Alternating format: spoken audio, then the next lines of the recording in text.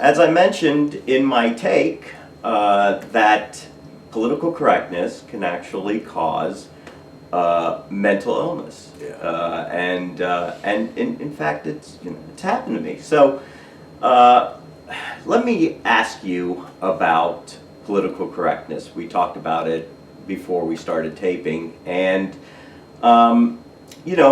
for me personally, it started around the mid '80s, but it actually started much earlier than that. Well, one of the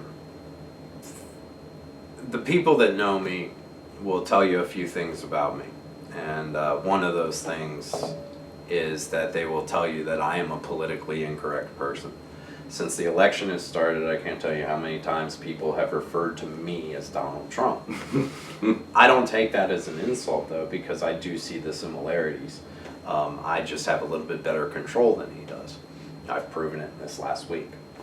But for being politically incorrect, with political correctness, to me it goes back to the First World War. And everyone's like, oh my God, First World War, what the hell are you talking about? We weren't even around. But in the First World War, there was a combat condition where a fighting person's nervous system was stressed to its absolute peak, couldn't take any more input. The nervous system is either snapped or is about to snap. In the First World War, that condition was known as shell shock. Simple, honest, direct language. Shell shock. Almost sounds like the guns themselves. Then the Second World War came along. The very same combat condition was called battle fatigue. Mm-hmm. Fatigue is a nicer word than shock. Mm-hmm. It's very gentle, doesn't seem to hurt as much. Mm-hmm. Shell shock, battle fatigue. Mm-hmm. So then people are like, okay, it's a lot nicer, so we'll go with that. Mm-hmm. Then came the war in Korea. And the very same combat condition was called, this one always makes me crack up, operational exhaustion. Mm-hmm. Sounds like something that would happen to your car. And then came Vietnam. And thanks to the lies and deceit in this country surrounding that war, it's no surprise that the very same combat condition now is called post-traumatic stress disorder. Is that a grotesque enough evasion for you? Yeah. It's my opinion, if they were still calling it shell shock, those Vietnam veterans would have gotten their attention they needed at the time. Yeah. But smug, greedy, well-fed white people have created a language in this country to conceal their sins. It's as simple as that, and it's just disgusting to me. And as an English lit major, I can actually think of Shakespeare's, one of his lines in Hamlet, words, words, words. We get so caught up in words that we are unable just to act and see what the person's talking about. Here's a good example that I've used recently is social media. Okay. You and I right now, face to face, we're talking to each other. You could say something, I can get the inflection on what you say, I can respond immediately, we can have a discussion, we can even have a debate, we could even have an argument. Yep. And it's not going to escalate like it does on social media. With all of the writing, with all the words, with all the back and forth. But when two people or a group of people are discussing something, you'll see that it doesn't escalate that way. Yeah. And the idea is, God, we have so much hatred in this country, so much. Judge it on the person in front of you. Judge it on how they're acting. Judge it on their tone. And you'll find that, I don't think we have as much hatred in this country as a lot of people think. My anti-argument to that would be, when this election started, 18 months ago or whatever it was, I had 103 Facebook friends. Yes, I don't know a lot of people. I'm not very likable in most cases. But I had 103 Facebook friends when the election started. And for those of you who are my Facebook friends know I will post about anything. I will post about taking a dump. I mean, that's just the way I am. And people don't understand that. They're like, why are you posting every single thing going on in your life? And my argument is, if I really was posting everything that's going on in my life, this week would have been a lot different. Mm-hmm. So I do have self-control. But when it came to the election, I would post my opinions and who I was voting for. And at first it was Rubio, and then I jumped on Trump. And my point being is now I'm down to 74 friends. Mm-hmm. And I didn't delete any of those people. Mm-hmm. Those people deleted me because of my political views or my opinions or arguments, which didn't make sense to me because I a couple weeks ago I was so like manic high because I posted something on the NBC4 website about the third debate. Mm-hmm. And I can't even tell you what I said, but it was common sense and it was, you know, just me being politically incorrect and saying the truth that nobody wanted to hear. It got 186 likes. Mm. And I was like, well, then there's more people like me out there than I thought. Let me ask you a question. With all this, since we're talking about the election, with all this stuff about Donald Trump and what he posts online and what he says, Yeah.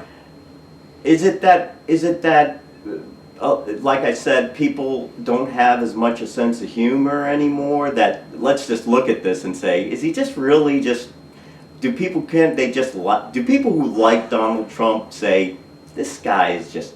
This is like funny. He's just joking. Well, one of the things that I go for, and I knew we were going to end up talking about politics with this, I will say that I loved hearing the other day that Ivanka Trump, when she gets in the White House, or whatever her name is, the First Lady. Melania. Melania. When she gets into the White House, her mission as a First Lady was going to be to attack cyberbullying, which we just did an episode about. My thought was she must have seen our episode. Yeah, right. You know, but I was very happy to hear that. Mm-hmm. But for me with Donald Trump, the thing I find fascinating is that I think we fall in love with acting offended because the media tells you, look what this person just did. Mm-hmm. And then everybody goes and gets in an uproar over it. Mm-hmm. And it's the same thing on the other side with the Hillary and the emails and the FBI and all that. We all want to act like our stuff doesn't stink. Mm-hmm. And that we hold these people to a higher standard than we hold our friends. Mm-hmm. And that's unacceptable. Mm-hmm. That's where political correctness causes mental illness, because it causes you to be somebody you're not. Mm-hmm. And it causes you to not say what you really feel. Mm. That's why I love the book we're working on. We've changed the title several times and finally nailed it when we started this show and said, you know what, the book needs to be called Truth with Tony. Mm-hmm. And, you know, when you said that to me, my first thought was Tuesdays with Maury. And I said, but that's really what it is, because when we met, you didn't know who I was. I didn't know who you were, and we learned our own truth together throughout time. So it's Truth with Tony. But with Donald Trump, I just sit there and go, you know, for 5 minutes he sounds good, he's speaking well, he's following his script, and then all of a sudden he just stops and says one thing that's not in the script, and it just goes bonkers. And the media focuses on that one comment. Yeah, I think the media has a lot to do with it, and I agree with you. I think that we look at something like reality TV, and which is not real reality TV, promotes incredibly bad character, by the way, but people look at it and it's like an accident. You know, it's sort of like they have to watch it and say, you know, how could somebody act that way? And it's like you say, there's a certain amount of moral superiority to being watching that. But politically correct, when you really use that word, political, because politicians who have to deal with leaders of other countries and different conflicts have to be political. But why do we have to be political? Why does the everyday person need to be politically correct? Well, let me give you an example of how my brain works, and this is going to offend people, and that's okay. I understand it, but it's all about knowing my own truth, and that's all I can share with you is my own truth. Let's say Mike calls me up tomorrow and says, my aunt died. I know Mike. I don't know his aunt. My brain does not allow me to be like, oh man, because I don't know your aunt. You know, it's not tragic to me because I don't know the person.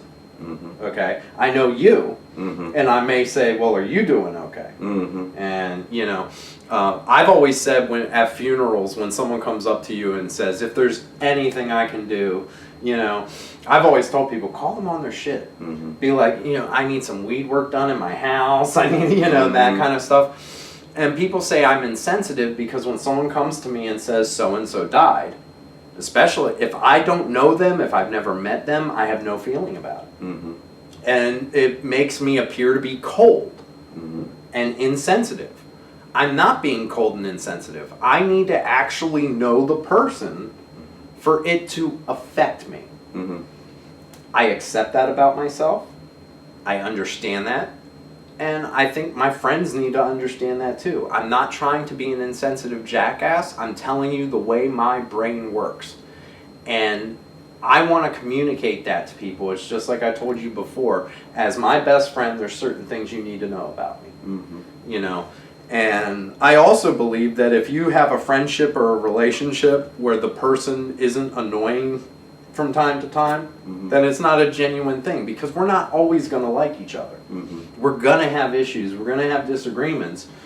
And it's about communication and getting through that. With political correctness encourages you to change your dialogue. Mm-hmm. And then you're not being true to your feelings, you're not being true to who you are mm-hmm. and who you want to become. Mm-hmm. And it's like, for instance, I love Monster Assault and I love Mountain Dew. If this book explodes, and Mountain Dew is a Pepsi product, if Coca-Cola came to me and said, we want to pay you $2 million and to do commercials for our product, I would say no. And everybody's looking at me going, and I'll be like, well, I don't drink Coke.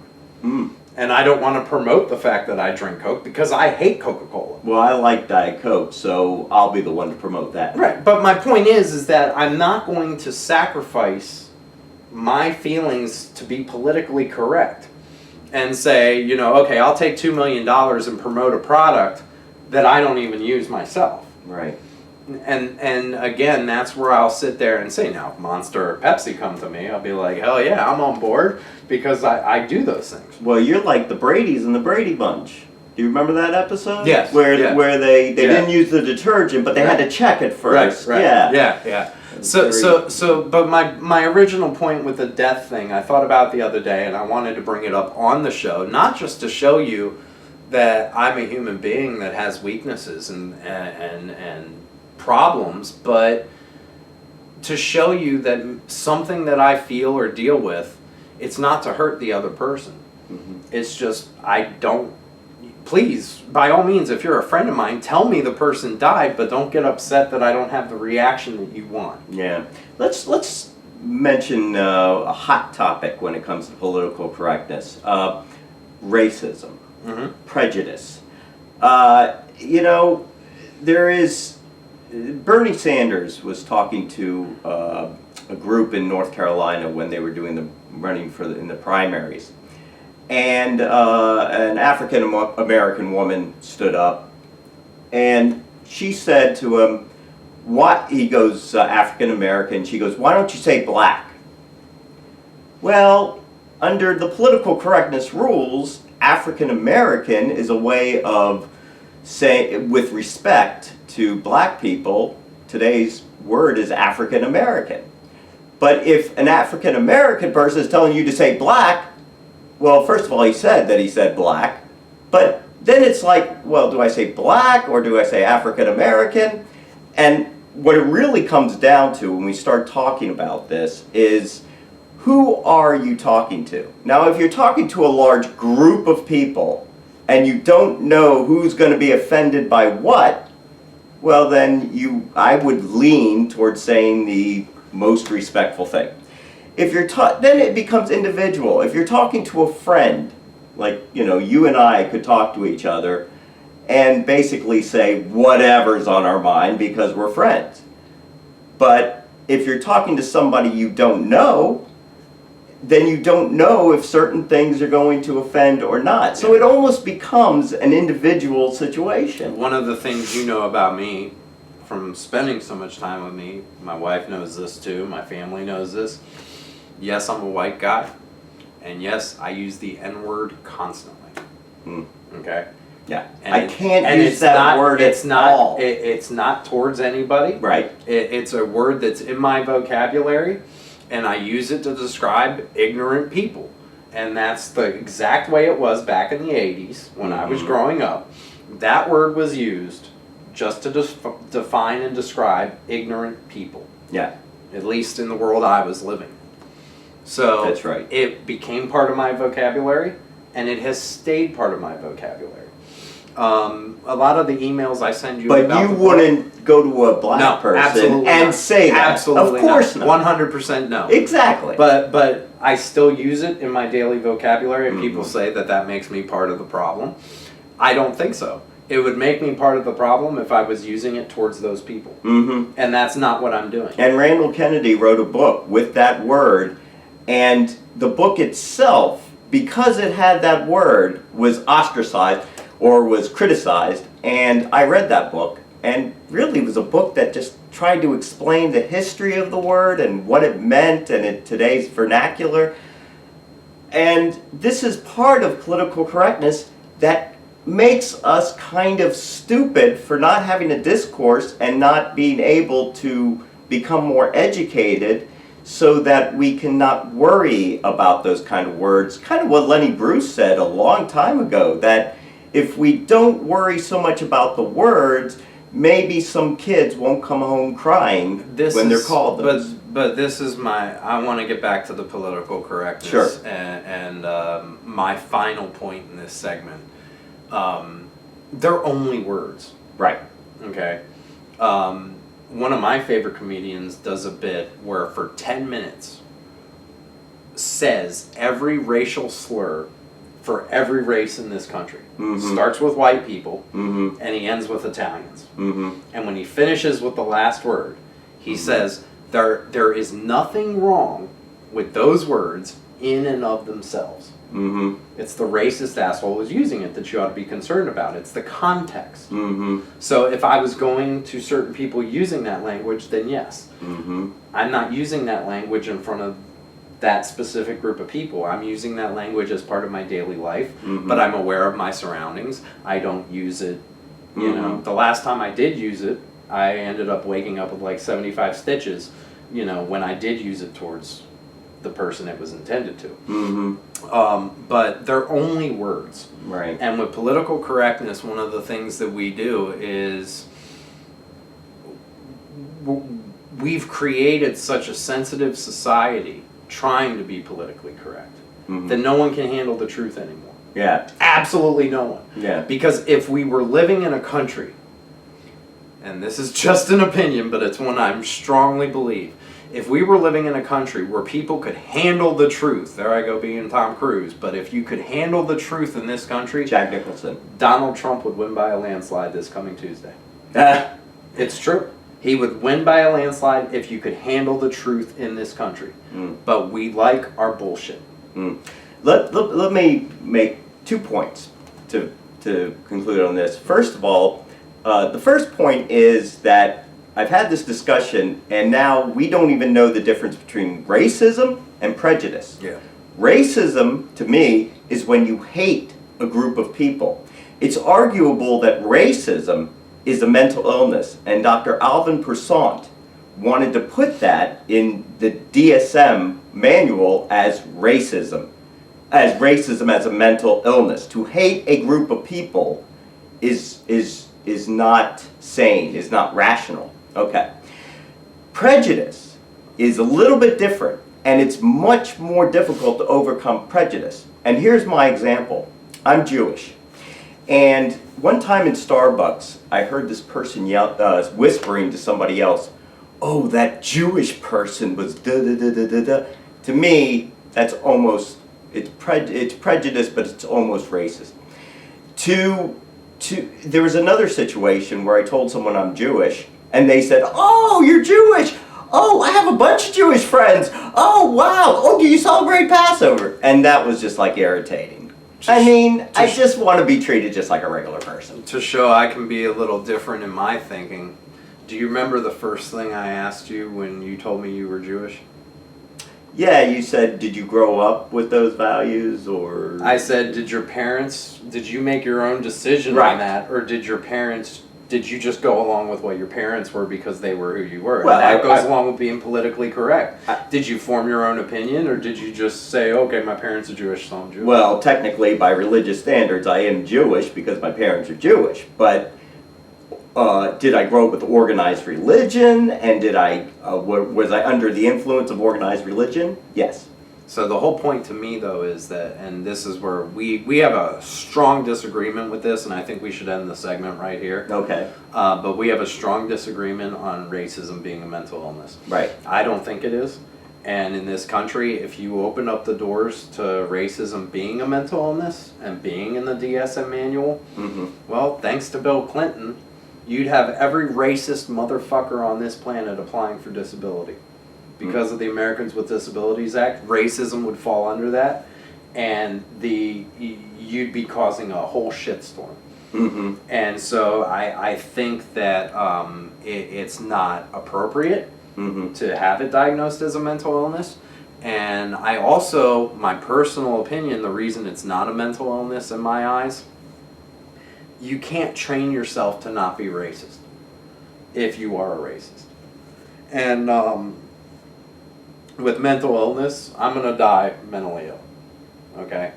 And I know that, and I accept that.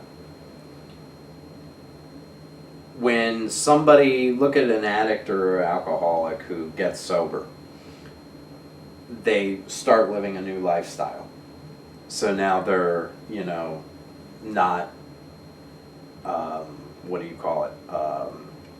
focused on living the lifestyle that they were living. They've changed everything about their life. For a racist person to do that, it would take so much. You know, and I the amount of money that this country would just be encouraging laziness, and there's no way to prove someone's racist either. Okay, well, that's another point, is there's no way to prove someone's racist.